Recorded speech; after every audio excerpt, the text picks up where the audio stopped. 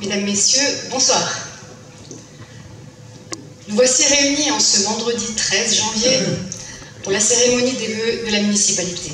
Permettez-moi avant tout de vous souhaiter à toutes et à tous, ainsi qu'à vos familles, une très bonne année 2017, avec, soyons fous, la réalisation de tous vos projets. Je ne reviendrai pas sur les investissements, puisqu'Étienne vient de vous les détailler. Il s'agit pour moi, ce soir, de définir le cap des projets à venir. Ils sont d'importance, car les enjeux sont forts, tant en termes de services, de travaux, qu'en termes de maîtrise budgétaire pour notre ville. C'est pourquoi nous sommes inscrits depuis maintenant 3 années dans une dynamique d'optimisation des coûts et de cohérence des investissements au regard de ces objectifs.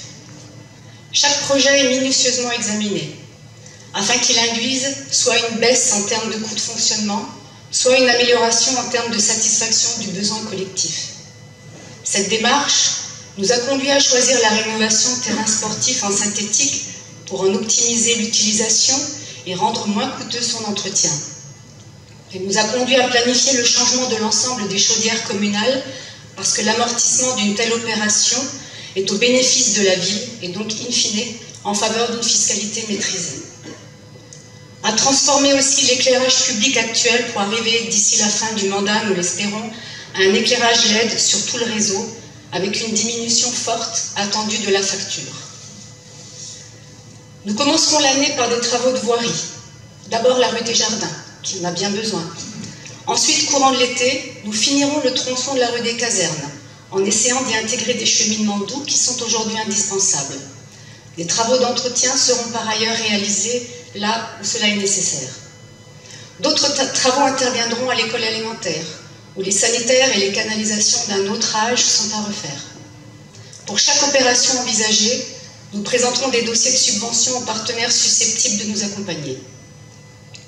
En termes de services, d'importantes décisions sont en cours. Si avec le DUF va démarrer cette année encore la construction de la crèche, il subsiste malheureusement un problème récurrent dans le domaine de l'enfance. Une forte baisse du nombre de nouveaux enfants en âge d'être scolarisés. La question du maintien de nos écoles maternelles est aujourd'hui clairement posée. À l'automne, nous avons été alertés par l'inspection académique sur un fort risque de fermeture de classe. Une fermeture à l'école du centre, une à l'école du Castel. Les conséquences auraient été très fortes au regard du nombre d'enfants par classe sur ces 2 établissements, ainsi qu'en termes d'encadrement. Nous avons alors décidé de faire de cette difficulté un atout pour le changement, afin de permettre d'améliorer le service rendu à nos concitoyens. Comment ça? Eh bien, tout d'abord, en posant le constat clair qu'il existe un déficit de services périscolaires. D'une part, au regard des investissements, vétustes et non adaptés, d'autre part, en termes de fonctionnement. Pas d'accueil formalisé le matin pour les enfants de maternelle, un service de restauration limité à l'école élémentaire, une multiplicité des lieux d'accueil des élèves. Nous avons donc décidé de proposer un compromis gagnant-gagnant au service de l'éducation nationale en leur demandant la non-fermeture d'une des 2 classes visées afin de nous laisser le temps de construire un nouvel équipement destiné aux périscolaires au cœur de la ville, c'est-à-dire à proximité de l'école élémentaire et de l'école maternelle du centre. Pour 2017-2018, nous sauvegardons ainsi 2 classes au centre et 2 classes au Castel et nous préparons l'avenir de façon plus sereine. Et cet avenir ne dépend pas que de nous. La baisse constante des effectifs des maternelles en atteste. C'est pourquoi nous souhaitons préparer la fusion en 2019 de nos écoles maternelles au centre, en faisant bénéficier aux parents d'un service scolaire, périscolaire flambant neuf et surtout amélioré puisqu'il sera ouvert aux élèves de la maternelle, tant pour les activités périscolaires que pour le repas de midi. Ce n'était pas une décision facile, mais comme pour l'ensemble des problèmes qui nous sont posés aujourd'hui, il ne s'agit pas pour nous de défendre l'indéfendable ou de faire l'autruche, mais d'être pragmatique, en favorisant l'amélioration des services rendus quand ils relèvent de notre compétence. Cette décision, nous ne l'avons pas prise en solitaire ou en secret. Nous en avons débattu avec les services de l'éducation nationale, l'inspecteur de circonscription, les directeurs d'école, qui ont perçu la pertinence du cap qui était proposé et qui ont accepté de soutenir ce dernier. Je tiens à les remercier et de leur participation et de ce soutien. Cette réflexion, cette concertation est également en cours sur d'autres projets qui nous tiennent à cœur, notamment la circulation. Vous le savez, une étude est en cours depuis l'année dernière et elle atteint sa phase finale. Certes, elle a pris un peu plus de temps que prévu, mais ce n'était pas du temps perdu, c'était du temps de débat et de confrontation d'idées. Il était primordial et nécessaire. Nous avons souhaité une gouvernance à l'écoute et je tiens à ce que cet objectif soit tenu.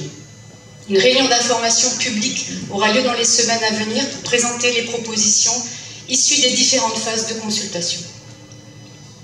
D'autres sujets sont sur la table et ils sont d'importance, mais nous ne sommes malheureusement pas maîtres du jeu en ce qui les concerne.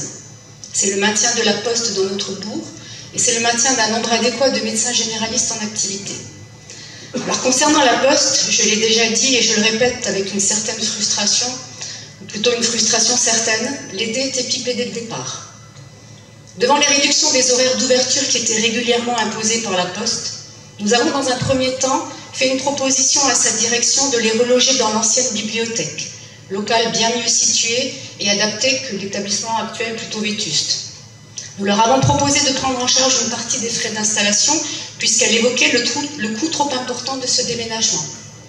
En fait, la décision de fermer le service actuel était prise depuis de longue date, chez nous comme chez nos voisins de Folgevillers ou de Valmont par exemple.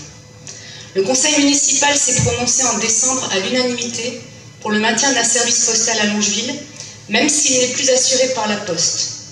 Mais c'est à elle de trouver la solution alternative, c'est son job, et nous resterons vigilants à ce qu'elle proposera.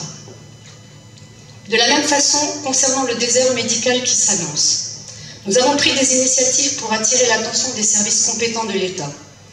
Nous nous rappelons très régulièrement à leurs souvenirs.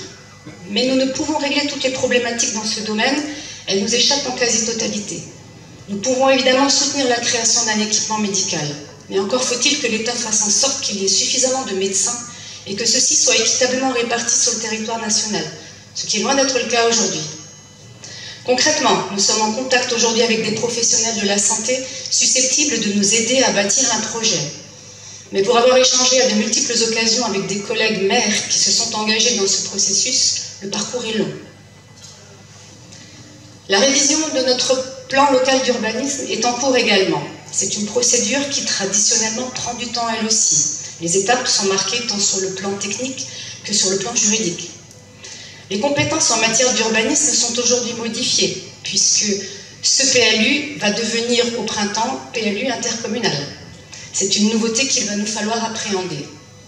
S'y sont rajoutées ces dernières années des contraintes extérieures lourdes, notamment en matière environnementale.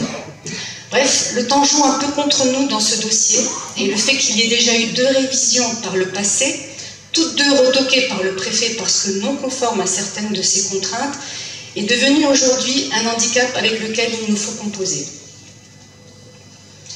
Alors on peut effectivement regretter ces procédures, ces normes, ces textes juridiques qui ne se simplifient pas et qui ralentissent le temps de l'action. Mais il nous faut malgré tout garder un regard attentif et responsable sur les missions qui nous incombent. Nous sommes engagés ici à Longeville, là au district urbain de Folquemont, pour développer, optimiser, innover.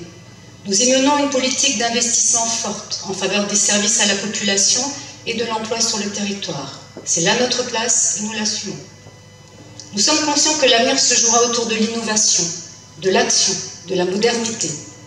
Nos territoires doivent être l'exemple d'une dynamique nouvelle, loin des clientélismes nauséabonds, loin des stratégies politiciennes et loin des recettes du passé. À Longeville, au DUF et ailleurs, nous savons que le mouvement est nécessaire. Nous savons qu'il faut aller de l'avant. Pour cela, je souhaite à tous ici présents, au monde associatif, au monde économique, au personnel municipal et bien sûr à ma fidèle équipe municipale, une année d'action, une année volontaire, une année de réalisation. Bref, une très belle année 2017. Merci à vous.